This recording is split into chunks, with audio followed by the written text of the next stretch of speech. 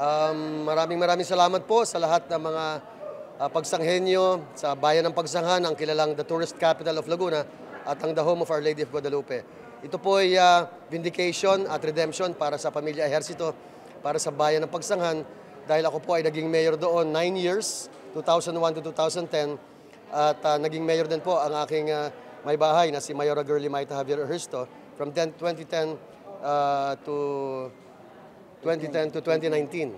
Kaya't 6 na taon na pong wala ang alagang Ejercito sa bayan ng Pagsanghan since 2019. Kaya't after 6 years, ito na po ang pagbabalik ng Agila sa paglapag sa bayan ng Pagsanghan.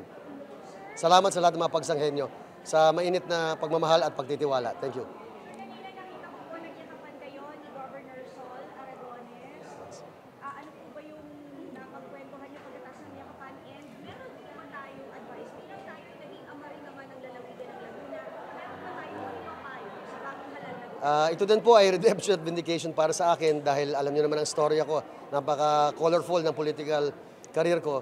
Ako ay 9 years mayor ng Pagsanghan, then 4 years governor.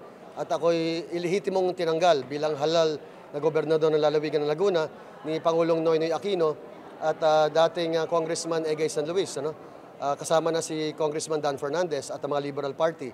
So nagkaroon po ng redemption vindication ngayon. Ito po ay selective injustice noong taong 2014. After 12 years, dinismiss po ng COMELEC ang overspending case laban sa akin dahil sa mga peking dokumento na ginawa ni Attorney Rodel Padirayon at Congressman Egay San Luis sa ABS-CBN TV ads. Kaya ito po ay justice para sa pamilya namin sa bayan ng Pagsanghan at sa buong lalawigan ng Laguna. Kaya ako'y tuwan-tuwa po na nanalo ang aking governor na si Sol Aragones na 2019 pa sinusuportahan ko siya. Ang anak ko ang vice governor si George Jericho Ejercito. At ngayon po ay overwhelming ang lamang ni Governor Sol Aragones. 4 silang lumaban at talagang ang ating governor ay si Sol Aragones. Ngayon po na governor na si Sol Aragones, do you feel that Laguna is in better hands? Yes, definitely. Dahil walang bahid o dungis ng korupsyon, kasinungalingan at pagnanakaw ang pangalan ni Governor Sol Aragones.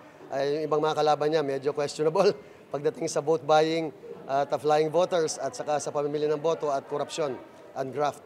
Kaya si Governor Sol, walang bahid na dungis. Talagang good governance, which means transparency, accountability, and following strictly the rule of law.